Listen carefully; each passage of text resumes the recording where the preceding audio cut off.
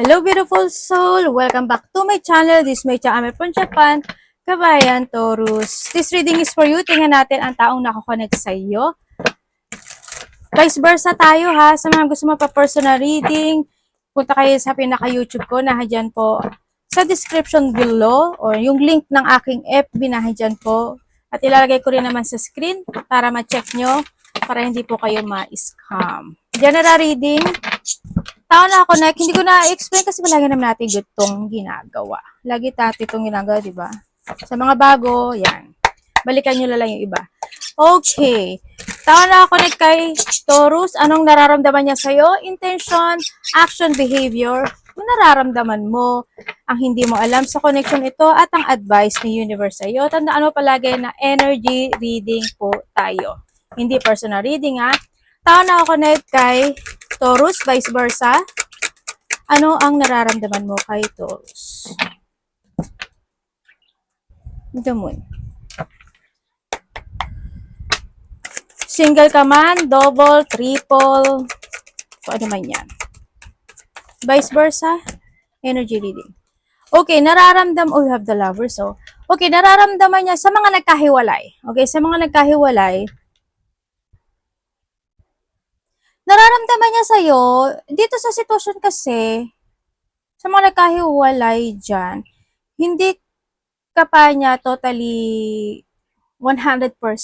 Kumbaga nandun pa rin na nagkakaroon pa rin siya ng kalungkutan or feeling emotional when it comes in this connection. Yun na nakikita ko sa kanya dito, no? Medyo nandun siya sa point of parang nahang siya. Hindi ko alam in why eh. Pero still, nakapokus naman siya sa sarili niya sa nakikita ko dito. Maaring nandun din siya sa point na maaring sa iba, iniisip niya kung meron ka na or masaya ka ba sa meron ka, pwedeng nandun sa point. Or sa iba naman is naalala niya yung connection ninyong dalawa when it comes to a lovers. Lalo na when it comes dito sa ahas. Yung nangyari, ganyan, nandun siya sa point na yun, no? Yun na nakikita ko sa kanya. And then, syempre hindi naman ganun kadali, di ba? Well, maaaring naaalala ka niya kasi we have also the Moon kasi, no? Tsaka sa Hangman. Yun na nakikita ko dito. And then also, pero tingnan natin yung action and behavior niya ha. Sa mga in a third party relationship. In a third party relationship, oo, kasi andito ka oh. Meron, tapos andito si lovers. Meron talaga as in merong third party relationship na maaring yung sitwasyon na yun, nararamdaman niya sa'yo is, yun, you need to wait. Hindi ko alam in what way. Pwedeng ikaw ang naghihintay or pinasabi niya na maghintay ka for a while. Parang ang hirap naman yun, ano? Parang isa sa inyo kasi is nahang in this connection na doon sa point medyo malungkot, syempre natural kasi may third party, di ba? Pero it's your choice naman din, no? Or pwede rin, well, sa third party naman yon. Sa mga single, kung papasok kayo sa mga single dyan, siguro pag-isipan nyo lang din mo, slowly but surely, no? Hindi ko naman sinasabi na, na madali, na wag kayong kumonek, pero wag nyong madaliin. No, yun din ang point dito. Wag nyong madaliin yung connection na ito.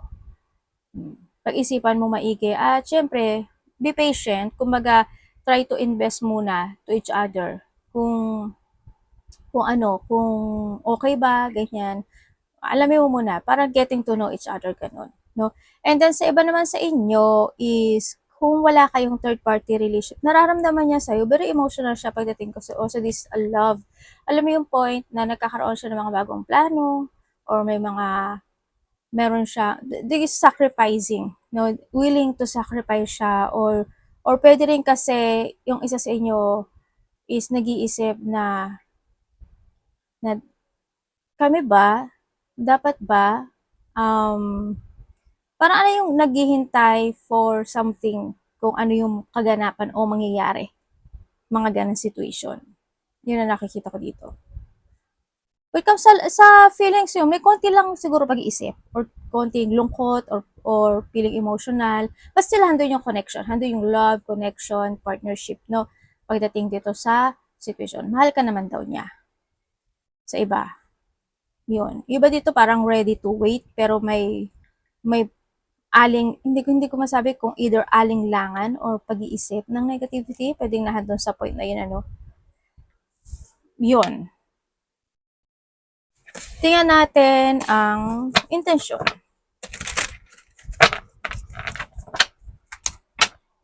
Intention mo kay Taurus. Vice versa, energy reading po tayo. Oh my God! Talaga ba to? Tingnan natin. Ano po to? Intention. But yung intention mo kay Taurus is this. Uy. Magkaiba kayo ng energy, no? Okay, sa mga nagkahiwalay dito, intention niya sa'yo is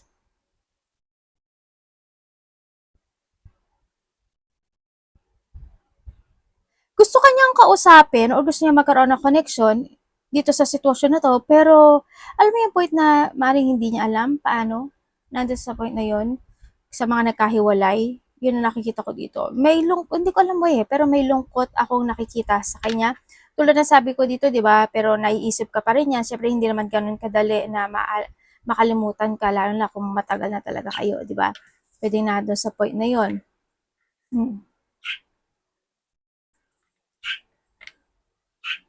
Tapos dito sa intention niya sa'yo is may lungkot siyang nararamdaman. Tapos naiisip niya yung mga nangyari na disappointment in the past, na sana ganito, sana ganyan, sana ganun, pwede nga doon sa point na yun, no?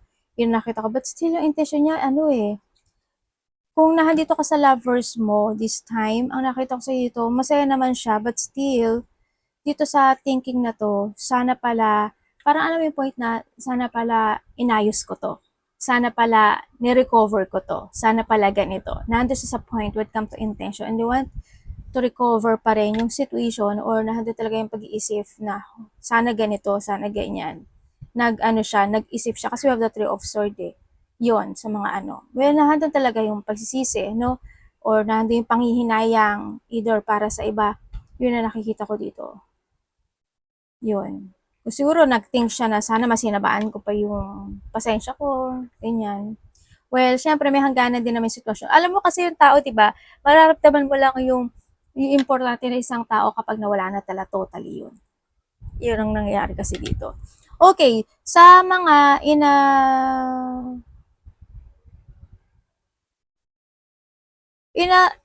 third party relationships, intention niya sa'yo, oh my Galileo. Separation, actually, yun, naghihintay siya na tamang panahon, tamang pagkakataon, tamang sitwasyon, mga ganon. But, they thinking about separate sa'yo, sa may mga third party. Yun. Or maybe ikaw ito, vice versa. Sa mga sa single intention niya sa'yo, hindi ko masasabi this is a positive. But still, maring this person is nanggaling siya in a heartbroken relationship, maybe, para sa iba. And this time na doon yung isa sa inyo is kinakailangan or nagtatry siya na mas maging wise this time, or mas maging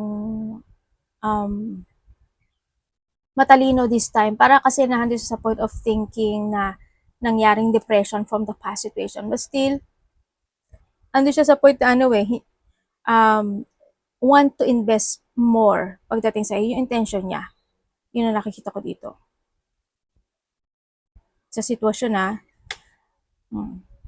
Pero tulad sabi ko sa iyo, di ba, slowly but surely. No, kasi nandito pa yung emotion na nararamdaman, maaring yung emotion na to is yung nakaraan doon sa past relationship niya, di ba? Tapos dito rin na doon sa point na iniisip niya, what if ganito na naman, what if ganyan, what if ganun. Nandun sa point na kasi na yon.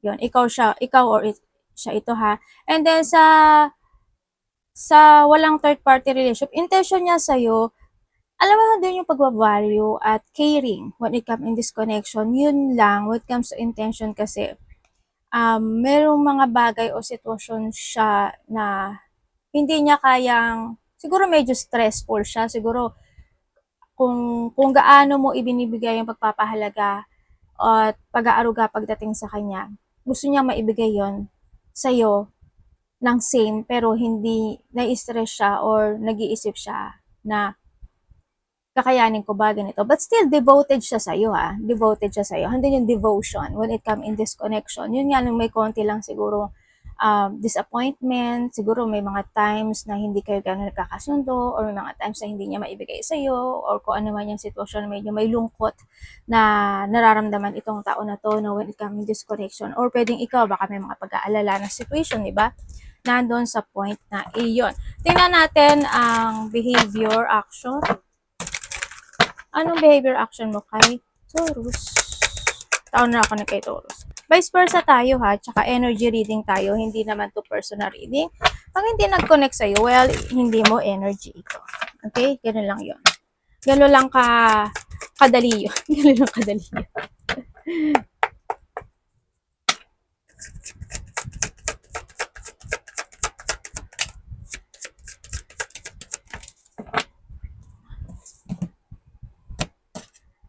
Tingnan mo, oh, Three of Swords again. June.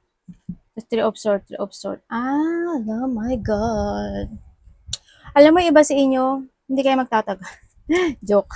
Oh my God, tingnan mo. Sinabi ko na may devil eh. Well, sana. Okay. When it comes sa mga nagkahiwalay, action and behavior niya sa'yo, ang action niya kasi dito, ano eh, alam mo yung isa kasi sa inyo is sobra talagang nagkaroon ng pagsisinungaling, no? Sa isa sa inyo, na din talaga yung naging, siguro sarili na lang din niya yung inisip niya at the end, yan, nagkaroon siya ng pagkocontrol, ganun, na andun yung, na may bad habit itong tao na to or ikaw ito. Sa mga nagkahiwalay, is may sitwasyon kasi na stuck yung isa sa inyo, no, na doon sa point na yon. Nahadon pa rin siya sa point na, alam mo yung point na nagmark ka, yung situation, nagmark kasi eh, no, yung sa nagkahiwalay. Sobrang nagmark, as in nagmark siya. Na maring nagkaroon siya ng trauma or nagmark talaga yung sobrang sakit ng sitwasyon. Kaya this time is still, na-stuck yung puso niya dito sa situation na nado siya sa point na yon. Yun. Kung sa action behavior, wala akong nakikitang action sa kanya, sa nakikita ko sa'yo dito. Pero nahado siya sa point na nagkakaroon siya ng pag-iisip of, alam mo yung point na sana, tulad na nandito, di ba, parang sana tinama ko na lang, sana ganito, sana ganyan ko na lang. Nahado siya sa point na yun. Yun ang nakita ko. Ito, I have the Three of Swords, Three of Swords, di ba? Yun. But still, handong pa rin yung pain, kahit na, pero pilit niya kinakaya, no, dito sa sitwasyon eh, pilit kinakaya ng isa sa inyo yung nangyari. Yun. We have the 11, 15, 9, 10, 8, kung ilan man yan, 3, no, 6, kung ilan mang years kayo dyan, 4, something. Yun. Yun na nakikita ko dito. Alam mo, sa mga nagkahiwalay dyan, magkakaroon kayo ng balikan. Alam mo, palagi ko ito nakikita sa'yo eh. Napapansin mo yung mga past reading ko sa inyo? Sinabi ko na rin yun eh. Palagi ko kasi siya nakikita. Yung mga nagkahiwalay, magbabalikan pa rin kayo. Darating yung time. Magkakaroon, umili kayo ng connection. Yun. Sa mga ano naman, sa single, kasi ang dami nyo, no? 4 yun, ano? Sa mga single naman, action and behavior niya sa'yo, mag-ingat ka lang, ano, dito sa tao na to kasi, syempre siguro nga kasi bago, they putting a guard when it comes to this connection for a while, but still, meron siyang bad habit. Or meron siyang either may itinatago siya or may pagsisinungaling siya na ando sa point na yan. Ingat ka na lang kasi dito pa lang nakita ko na eh. Or baka naman still doon talaga siya na trap doon sa in the past situation niya, no? Na hanggang ngayon is hindi pa siya nakamove on, na nag-iisip siya na baka mangyari na naman uli sa kanya. Kasi di ba, they putting a guard, baka mangyari na naman sa kanya uli yung nangyari in the past, pwedeng nandun sa point na yon. Yun. And then, sa mga in a third party relation, oo naman, ayan si Devil, oh. Action niya sa'yo, kasi sabi ko sa'yo, di ba, yung mga third party, baka magkahiwalay kayo, di ba? Or kasi may hado na rin na kasi yung conflict and disappointment eh, pagdating sa connection eh. Dito sa sitwasyon na to is, yung isa sa inyo talagang kinakaya na lang yung relasyon. Kahit nahihirapan siya, alam mo yung ready siyang ipaglaban pa rin yung relationship na to kahit nasasaktan siya. Yun ang ano niya, nagiging behavior niya. Yung action niya, wala pa naman ako nakakita sa kanya ay, hindi pa pala tapos, na kung ano eh. But still, as long as kaya niya, gagawin daw niya. Wala pa naman ako nakitang totally releasing what comes action. But still, nandun yung thinking, ng isa sa inyo to release yun. Whether ikaw ito or siya. Sa mga walang third-party relationship, action and behavior niya sa'yo, kaya ka naman daw niyang ipaglaban. Ipaglalaban ka niya. Hanggat maaari is gagawin niya yung tama. Ganyan, gagawin niya, mag-action siya. Yun ang nakikita ko sa kanya. Pero medyo maaari magkakaroon ng balakid when it comes in this connection. Hindi ko alam in what way. May mga balakid lang na pagdadaanan, yun yung mga challenge dito sa situation na ito. But be ready. Siyempre, as long as pareho kayo na 50-50 when it comes on emotion, mas okay yun, di ba? Kaso, kung ang isa lang talaga ang willing na to fight when it comes to this connection, mahirap yun. Dapat pareho kayo. 50-50 as in. Diba? Okay, anong nararamdaman mo dito, Taurus? Vice versa? Energy reading. Uy, the Wheel of Fortune, oh.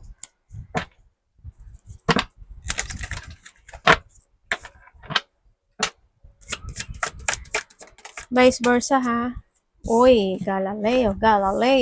Okay, sa mga nagkahiwalay dyan, yes, alam ko naman na siguro isa sa inyo is talagang inisip nyo talaga na maybe we're not meant to be. Parang nandun sa point na yun. Kasi dumating talaga yung point na maaaring isa sa inyo talagang sobrang natauhan talaga when coming this connection. Kasi wala na, hindi na rin nagkakasundo. Pag nag-uusap kayo, hindi na rin good. Kasi kung titingnan ko dito, di ba, sa mga nagkahiwalay, talaga sobrang controlling, conflict, disappointment, heartache talaga, sobra, di ba? Nandun sa point na yun. Ang nakikita ko sa mga nagkahiwalay ito, yun. Kumbaga, nandun siya sa point na inaalaw na lang niya kay universe. If kami, is kami. Kung hindi, nandun din point. Nandun siya sa point na yun. No? Or baka nandun din yung point kasi na iniisip niya, ay baka nga talaga hindi kami. Maybe nandun sa point na yun yung isa sa inyo. Yun. Sa nararamdaman mo sa kanya, vice versa, parang siya nagbigay sa'yo ng siya yung nagpamulat sa'yo sa isang sitwasyon para magkaroon ng more knowledge when it comes to unconnection. Yun. Parang ang dami niyang natutunan. Yun. Ang dami niyang natutunan when it comes to this connection. Ang dami niyang kinamulatan, ang dami niyang natutunan. Parang nandun rin yung point na nagkaroon siya ng clear mind sa aspeto ng connection na ito. Nandun siya sa point na yun. Sa mga single, sa single naman dyan, nararamdaman mo sa kanya,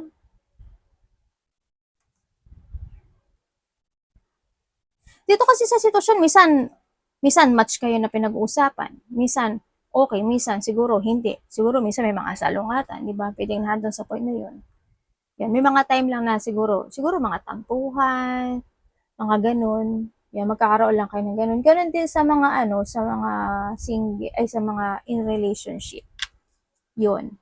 Sa third party relationship naman, oo, maghiwalay, maghiwalay nga kayo. Sorry yan, natawa lang ako kasi nandito si Universe, oh. Maghiwalay kayo. But still, handun yung point na na umaasa pa rin yung isa sa inyo na still, na sana ibigay sa inyo ni Universe na ganito, ganyan-ganyan. Magkasundo na kami, ganyan-ganyan. Yun. Kasi hindi na talaga, as in wala nang harmony, wala nang togetherness, no, na handito sa point na yun. Kumbaga, it's going toward to a breakup sa may mga third party. Sana kumapit yung isa sa inyo, di ba? Pwedeng nahadon sa point na yun na sana walang gamitan, ganun din sa mga single, sana hindi kanya magamit, ganyan, or sa third party, ganun din, sana walang gamitan na mangyari sa inyong dalawa. Well, sa mga walang third party relationship is andun yung point na alam nyo nararamdaman mo kasi sa kanya, hindi, kasi it's more in imbalance situation ito no, sa nakita ko dito. Hindi ganon, isa sa inyo kasi is hindi ganon ka-trust or pwedeng they allow universe na lang di talaga kung ikaw talaga yung tao na ibinigay sa akin ng universe or we're meant to be ba, parang nandun sa point na yun. Yun ang nakikita ko dito. Pero isa sa inyo, still umaasa pa rin. Umaasa na sana siya na nga, sana forever na nga, nandun sa point na yun. Pagdating sa connection. Of the Nine of Cups, o diba?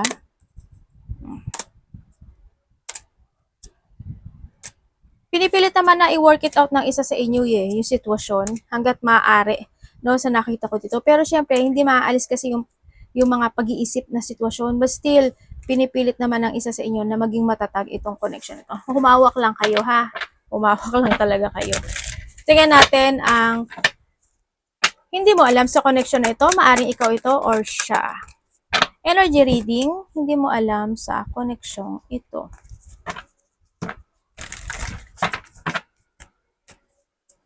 Ay.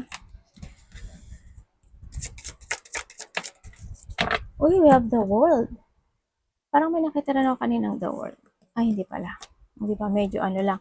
Okay, itong tao na to is napaka-sobrang confident nitong tao na to. Alam mo yung point na ma-pride siya, no? Hindi naman, yung pride niya kasi is nasa point or nasa linya naman yung pride nitong tao na to, no? Kumbaga, itong tao na to, it's more on focus when it comes sa mga achievement niya sa buhay, sa fulfillment, sa mga opportunities na dumarating sa kanya. Napaka very devoted, tsaka mabait itong tao na to. Kasi ano siya, alam mo yung point, mas ginagamit niya yung utak niya than to heart. Well, hindi naman, siguro 50-50 na doon sa point na kasi we have the world, no, nakita ko dito. Itong tao na to, napaka very supportive nitong tao na to. Tsaka, alam mo yung point na kung saan siya magsasucess, doon siya. Ando siya sa point na yun. Tsaka hindi siya kapag alam niya na medyo babaksak siya, magkikeep moving pa rin siya. Hindi siya nawawalan talaga ng pag-asa. Nandun siya sa point na yon. Matalino tong taon to, as in matalino. Andun talaga yung focus niya sa lahat ng aspeto ng buhay niya. Sa nakita ko dito. Tsaka nakita ko dito sa taon magsa-successful to. Yun ang nakikita ko sa kanya. Kasi nasa kanya si world. Yun. Pero ano to no?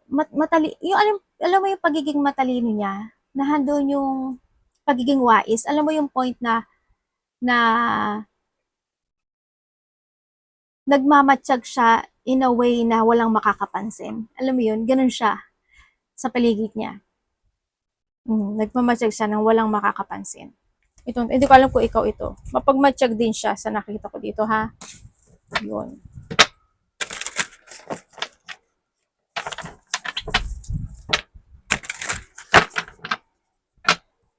Ay, may pupo. Tingnan natin asan na ba ako? Advice. Anak, yung pupo mo naman dyan. Advice niyo po kay Taurus.